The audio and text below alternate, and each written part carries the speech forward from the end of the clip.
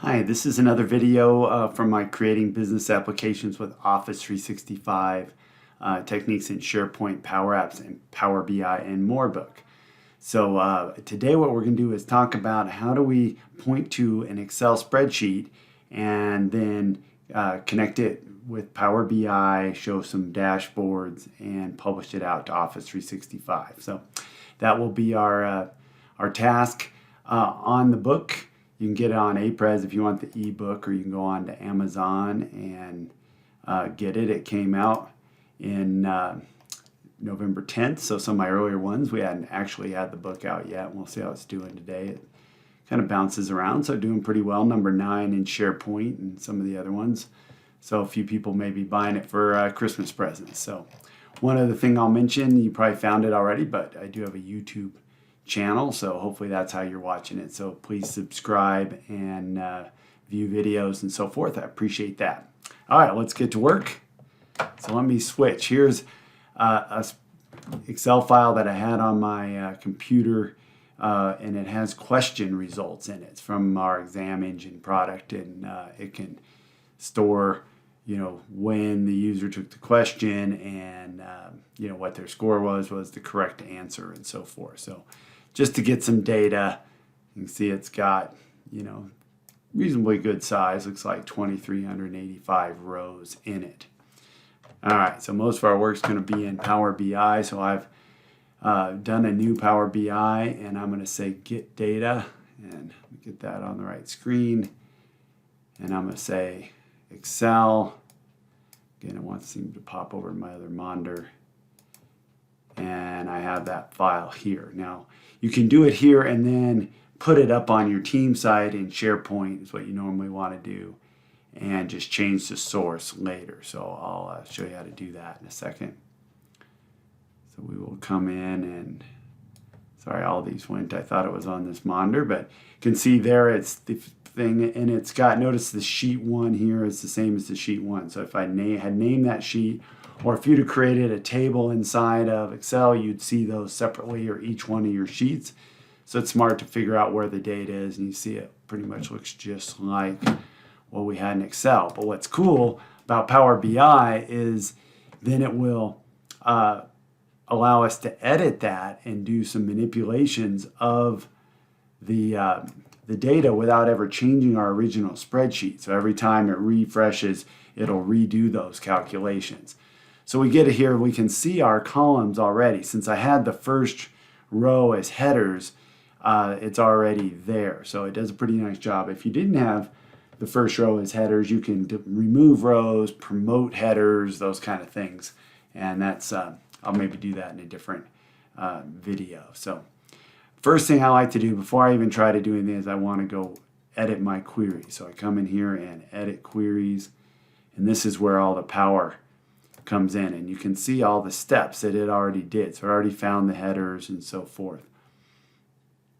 And what I want to do is just check some things. So this timestamp we're going to use, I need to make sure that it figured it out. It was a date time. So that was good. We can leave that. And then it's easier because everything that's a column is what's going to be a label in our dashboard. So if we take the time now and rename those columns, so I don't really want it, I can just call this question instead of question text.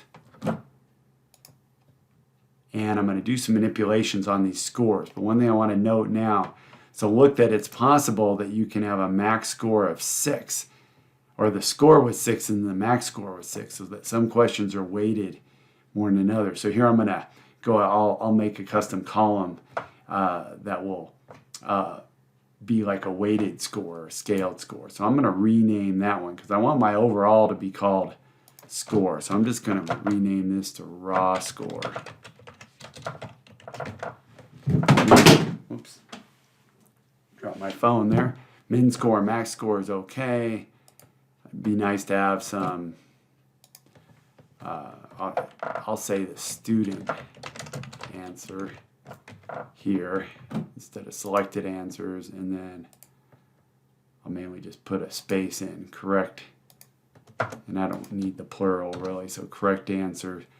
The subjectives covered Now, I will do a different video on this because this is kind of a big issue, and I have a whole chapter in the book where I talk about this, because we need to split these out, because otherwise what will happen is you can do like a pie chart, but you'll have, okay, everywhere that had this combination will be like one area, but notice English rock and roll is also in this Beatles one, and so we need to split it out. So that's kind of the gist of it, is that I'll show you the real quick part, is that we parse it.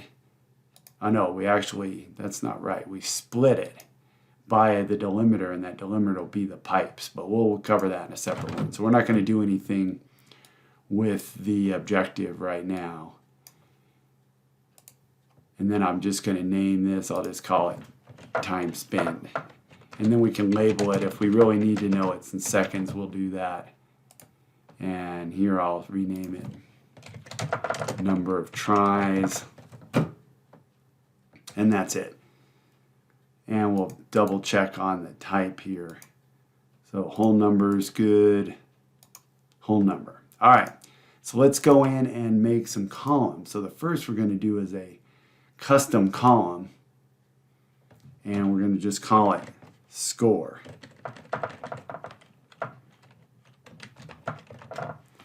And what we're going to do is a little bit of math. But we'll see, we're going to have the raw score minus the min score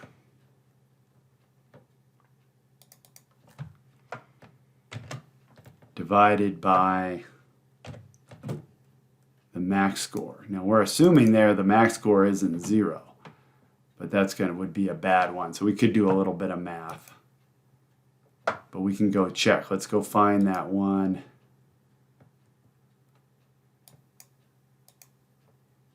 Yeah, so there's 1.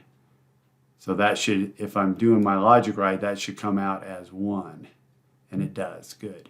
So instead of being 6, it comes out as 1 because we're doing like a scaled. Okay. So it looks like that's right. Now it's important to us, watch the type. See, it didn't really figure out what kind of type that was. And so a decimal number will be best, because if we don't give it a type here, then when it comes to do math, it won't allow us to do the average. It'll just have a count, and that's not quite what we want. The other thing we want to do, and I pretty much do this in all my Power BIs, is I want to know if I've got any kind of dates in there. I want to know how long ago that was, and that gives us a nice slider. And if we do things like in the book, I have an example where I build a ticket tracking system, a help ticket system. And so it's really important to know how many days that ticket's been open so we can track. So we can do special filters. So it's been open 7 days or 14 days or something like that. Or another application is like a tracking for hiring. You've got a certain amount of times for each step, and you want to be able to flag anything that's taking too long. And that's how we want to do it, because it's this today format. If we were doing JavaScript, you'd say new date. And this has a syntax called im that's kind of interesting. So anyway, so I'll say days since question answered, like that. And what we want to do is, it has its own little sense. So we say date time dot from,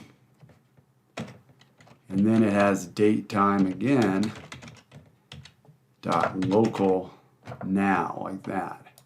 Now, sometimes that I forget is that is a function, so you got to put the two parentheses and then close it. So that's like today's date, and we subtract out our timestamp column. You might remember I checked, make sure that was a date time column, because if it doesn't, you'll get an error. And you say okay. And then notice I get a bunch of pretty high level. We don't really care. These are the number of days. We don't care if it's half a day or whatever. So we'll just change the type to a whole number. And that just rounds it. So that will give us that. So I think that's all we need for now. So let's go in and we say close and apply. Oh, let's see what I noticed this when I was doing my other one as well. So I'm going to quite sure what the details were. When I did this before, it just allowed me, if I went in and did it again, it probably has a, one of the rows that we can't see doesn't really like the data very well. You'll know it worked when these new columns show up over here. It still didn't do it yet, so let's try it again. Let's see if our columns are still there. Yeah, they are, and we'll say close and apply. And refresh. Let's see. So we got score, raw, score. Yeah, so it all came through now. So no problem. So let's see what we can do with our example. So first thing we might do is a bar chart. So let's go here. Let's do that one. And this is going to be nice and wide. So let's pass that out. And our axis would be nice to have our question. And then what we'll put on the top is the score. And then notice what we have. So this is where we had to convert that to be a decimal number. So we can get these different kinds of statistics. So what I'd like to have is the average score, like that. Make it a little bigger. And then we can also put like the amount of time spent. So we can put that. And again, we'll put the average.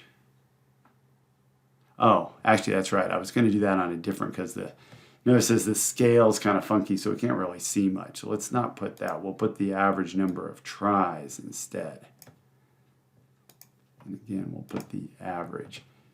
And so we can kind of say, okay, well, this one, the average took them two times to answer it, but they, pretty much got it right all the time. And then you can kind of hover over it and notice how we see the question there. All right, so anyway, you can see how when you hover on there, you get your average and so forth. Let's talk about sliders. So, well, let's do a quick bar chart. So we'll just kind of bring that one. Whoops. Didn't quite grab it how I wanted. Oops, that's not what I wanted either. Get that one back. Maybe I'll just grab it from this end. There we go. Move it over.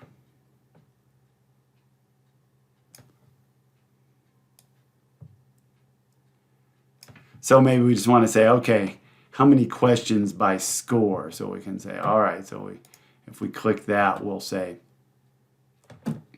we'll put the score as the value, as the legend, and then the question ID is unique for each one. So that's a good way we can plot it like that. So we come in and say, okay, so this, and then we can rename that. So we'll rename it. It is already the count, but if we rename that, we'll just say number of questions. So that's a pretty common technique. As you can see, we have, a bunch that don't have a score at all, and then there's, some that have a max score, and then, we give you the number in between. All right, so another technique I like to do a lot is I'll have a slider, and we'll make a bunch of sliders in a moment. Or a slicer, I keep saying slider, I mean a slicer. So we just come in here, and in this case, I'll just use that timestamp. So I'll come in and say, and it'll give us a date range. So we can say, notice I have to make it a little bigger to get the label. And I'll say, rename something there like date. I might just say date there. And then the last one I'll do is I'll grab a table here, and notice how it puts it the rest. And it's kind of nice as we drill down, we can get all the data about that question in this case, and just so we can see it. So we may come in here and we'll say, okay, well, give me the question, give me the score, give me the student answer, give me the correct answer. Maybe I want the timestamp like that. And notice sometimes what it does on that timestamp, notice it starts to give us columns here for the quarter and all that. And what you want to do is just get rid of that date hierarchy. Whoops. Wasn't quite what I wanted. Whoops, I just deleted it altogether. Let's try it again. Oh, and I just want to say timestamp like that. And then what we might even do is you can come in, we'll just show that real quick. We can come over here and go to timestamp, and we get the format. Notice that it's got the time as well. We can just change that so that it's just showing the date, because we don't really care about what time it was taken. And notice if I come back over here, it's got that. And these are kind of long, so I can do a little bit like, maybe give a little more space on each of these. And then we can rename this, and we'll just call it like question info. And then we can put filters, but we don't need any now. So that gives us one idea. Let me make one more. I can just hit plus here and just show a little bit more on the slicers and stuff. So let's do a quick other example, and we'll come to this guy, make it the whole width. And again, we'll do questions on the axis, and then for this one, we'll do the number of tries. Again, the average. And let's copy that. And in this case, instead of the number of tries, we'll put the score. Or actually, we did the score before. Let's do the time spent. Because that one, remember, it didn't look that good on the, we had on with other levels, because it varies all the way from 0, and these ones just had 1.83 average time. I remember that's in seconds. But mainly I wanted to show you the slicers, so we can do all these things as slicers. So we'll do the number of tries, and notice the minute that we do that, it gives us a little slider. So we can just copy that. And that one we'll put the time spent.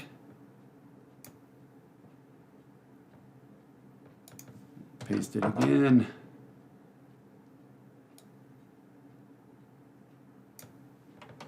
And we'll say, this is what I often do, the number of days. And again, I can rename that. Days since answered, something like that. And this is really helpful if you've got data over time. You want to compare like one calendar year to another. You can slice it out, or we could even do, the other thing we can do, I don't want to here, but I could say, do a page filter,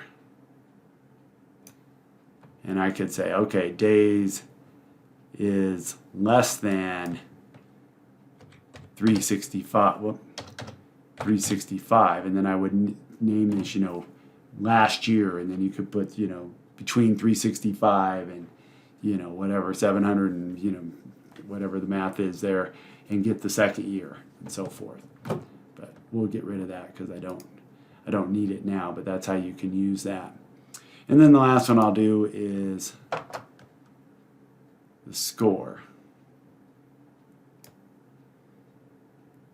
And I'll just put in score here. And then the way these work is as you come in and play, all the data adjust, so I can get older questions, newer questions, what were these ones that they really spent just a ton of time on, and I can see what the what those questions were that took so long and so forth. So I'll just rename this one to call it tries and time, like that. All right, so the last thing that we do, of course, we'll save that. So let's save as, and I have one that I played with already, so I'll just call it question info like that. And then I can publish and give you different workspaces if you've got them.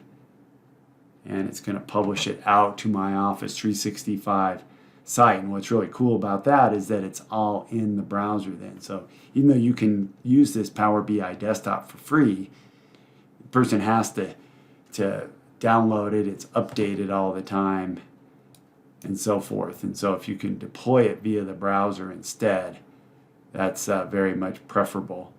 So you can come in and notice how it gives us each of those. I can go full screen. Whoops. She gets out of my window, so I'll get out of that. But you can go in, see it. You can click on it. Okay, what are those? I can drill down. I can take any of these and export it out to a comma limited. I can do my own filters and so forth. So hopefully that's helpful on how to do Power BI. By the way, if you get people that don't have access to your Office 365, or you need to send them PowerPoint, this ability to export to PowerPoint is pretty cool. It basically makes a slide for each of your tabs. And so you can, it's like making a screen capture, but it does a pretty decent job. So look forward to doing more in my next video, but hope this is helpful. Thank you.